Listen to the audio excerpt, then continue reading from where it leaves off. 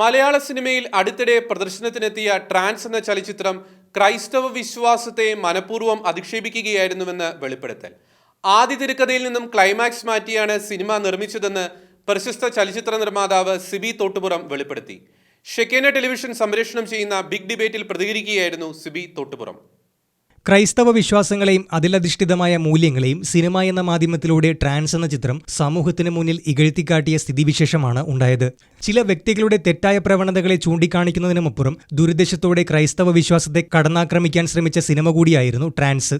ക്രൈസ്തവ വിശ്വാസത്തെ അടിച്ചു താഴ്ത്തും വിധത്തിൽ അവതരിപ്പിച്ച ട്രാൻസ് നിരൂപണത്തിൽ ഏറെ പിന്നിലാവുകയും സാമ്പത്തികമായി പരാജയപ്പെടുകയും ചെയ്തിരുന്നു. നിരവധി വിമർശനങ്ങൾക്കും വിധേയമാവുകയും ചെയ്തു.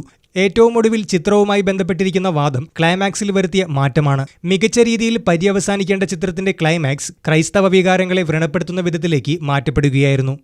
ട്രാൻസ് എന്ന് പറഞ്ഞത് ബാംഗ്ലൂർ എന്നുള്ള ഒരു ചെറുപ്പക്കാരൻ ലിജിൻ ജോസ് എന്ന ഡയറക്ടർ കൂടെ എൻ്റെ അടുത്ത് വന്നാണ് കഥ പറയുന്നത്. ആ കഥ ഇതല്ലായിരുന്നു. കഥ ഒരു വലിയൊരു റാക്കറ്റ് ഇതുപോലെ ധ്യാനങ്ങളൊക്കെ നടത്തി പൈസ തട്ടുന്ന ഒരു റാക്കറ്റിന്റെ ഒരു കഥയായിരുന്നു.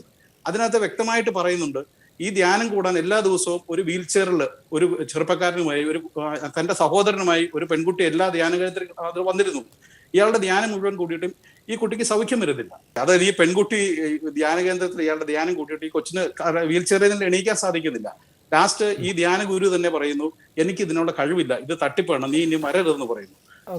ഏറ്റവും അവസാനം സംഭവിക്കുന്നത് ആ ധ്യാനഗുരു തന്നെ അവിടെ നിന്ന് പറയുന്നു, ഇന്നൊരു വലിയ അത്ഭുതം നടക്കുമെന്ന് പറയുന്ന ദിവസം ഈ കൊച്ചു വീൽ ചെയറിൽ എണീക്കുന്നു. അങ്ങനെ ഈ ധ്യാനഗുരുവിന് മനസ്സിലായി യഥാർത്ഥത്തിൽ ക്രൈസ്റ്റ് ഉണ്ടെന്നുള്ളതും. സമകാലിക സിനിമാ മേഖല ഒന്നടങ്കം ഹൈജാക്ക് ചെയ്യപ്പെടുന്നുവെന്നതിന്റെ സൂചനയാണ് സിബി തോട്ടുംപുറത്തിന്റെ വെളിപ്പെടുത്തലിലൂടെ ലഭ്യമാകുന്നത്. അൻവർ റഷീദിന്റെ സംവിധാനത്തിൽ ഒരുക്കിയ ചിത്രത്തിൽ ഫഹദ് ഫാസിലായിരുന്നു മുഖ്യ കഥാപാത്രമായി എത്തിയത്. ചിത്രത്തിന്റെ ഫണ്ടിങ്ങിലുള്ള ദുരൂഹത നിലനിൽക്കെ ട്രാൻസ് എന്ന ചലച്ചിത്രം ആസൂത്രിത നീക്കത്തിലൂടെ അധിക്ഷേപിക്കാൻ ലക്ഷ്യമിടുകയായിരുന്നുവെന്നും സിബി തോട്ടുംപുറത്തിന്റെ വെളിപ്പെടുത്തലിലൂടെ തെളിയുകയാണ്. ഹൈജാക്ക് ചെയ്യപ്പെടുന്ന മലയാള സിനിമാ ലോകത്തെക്കുറിച്ചുള്ള ഷെക്കേന ബിഗ് ഡിബേറ്റ് നാളെ രാത്രി 9 ഷെക്കേന ടെലിവിഷനിൽ സംപ്രേഷണം ചെയ്യും. News desk, Shekinah news.